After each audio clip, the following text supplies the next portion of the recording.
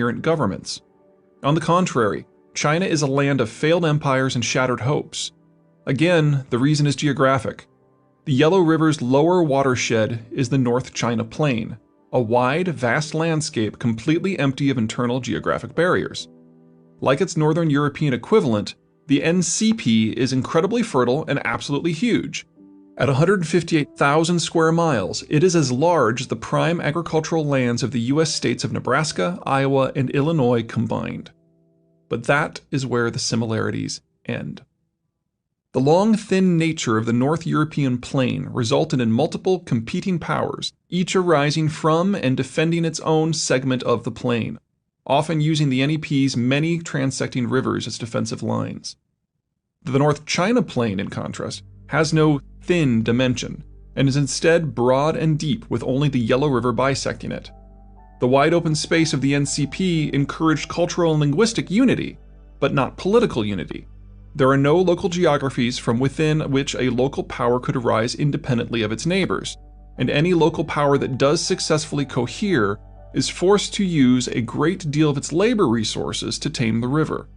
That commitment makes the successful power vulnerable, leaving less manpower available for defense.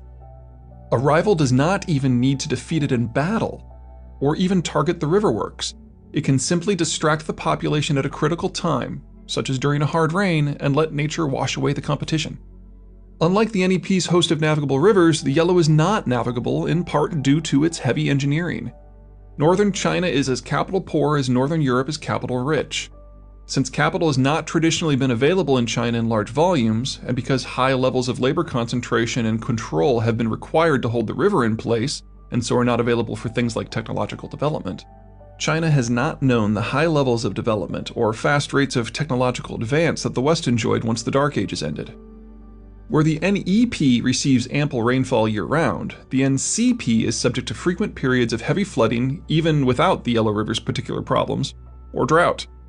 The result has been regular population booms and busts, and a bust that reduces the population is one that risks allowing the river to rage out of control in the next wet season. The only way to endure a drought is to engage in large-scale irrigation, which requires mastering the river, making you a target for everyone else. Strategically, the result is a region shattered by multiple competing powers perfectly willing to inflict mass civilian casualties upon each other and even hurl their collective civilization down in order to gain a tactical advantage.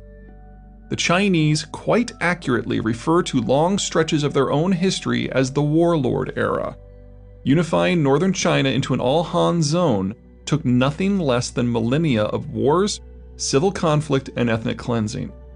And even once that was achieved, maintaining its unity requires a degree of oppression that is onerous by nearly anyone's standards but Beijing's own.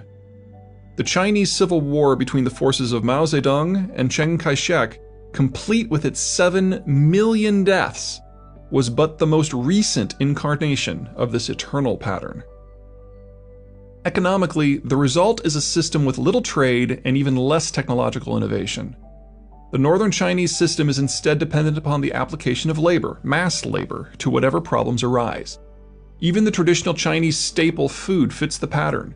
Wheat requires sowing, harvesting, and threshing, and the rest of a wheat farmer's time could be spent on other exploits. Not so for paddy rice. It must be prepared before planting, planted stalk by stalk in specially prepared clay beds that can hold water. Flooded, fertilized, emptied, flooded again, emptied and dried, harvested stalk by stalk, threshed, threshed again, followed by a reflooding and refertilizing of the clay bed. It screams for a system in which the average person, that is, the average peasant, has no political voice whatsoever. What little time is not spent on such a labor-heavy food source is claimed by the state to achieve other aims. This can get you a Great Wall or three, but it prevents the sort of labor differentiation and capital accumulation that lets a culture even dream of industrializing. Politically, the result is a system in which local authorities exercise autonomy so great that it risks bringing the system down. Even once a Chinese leader succeeds in rising to the top of his local heap, or even commanding the entirety of China, he then must begin the even longer and more painful slog of purging all those who have visions that clash with his own. Considering how fractured China is normally, and how many power centers there are, this typically requires all of the leader's attention. That was as true for the empires of old as it was for Mao Zedong, as it is for the current premier, Xi Jinping. The good news, such as it is that while the wide-open nature of the NCP makes unity very difficult, it is at least possible. As such, almost every attempt to unify China into a single nation has originated in the North. Once the North is mostly on the same page, attention invariably turns to central China. Flowing through central China is the mighty Yangtze, one of the world's greatest rivers. Indeed, the Yangtze River Basin boasts some 9,000 miles of the same sort of interconnected waterways that have made the United States so successful. But this does not make the Yangtze China's ticket to superpowerhood. The Yangtze is China's sole navigable river, so while it is impressive, it is a one-shot deal. Central China is the one part of the country that is naturally trade-focused and capital-rich, but it does not naturally link to its co-nationals elsewhere. The country doesn't even have a barrier island chain that might help link the Yangtze cities to the rest of the country. But the North does not see this as an argument against integration. The North needs the center's capital and so traditionally uses its superior military position to drain the center dry. The Central Chinese would prefer to not be drained dry. Given the choice, Shanghai and the rest of its riverine region tend to look beyond northern China to more developed parts of the world, whether that means Taipei, Tokyo, London, or San Francisco. As much as union between North and Center might make sense for Beijing on economic grounds, the primary reason for the North's desire to integrate is typically strategic, to keep the foreigners out. The Yangtze River Basin isn't as nice as it seems, because it isn't actually a basin like its Mississippi or Rhine equivalent.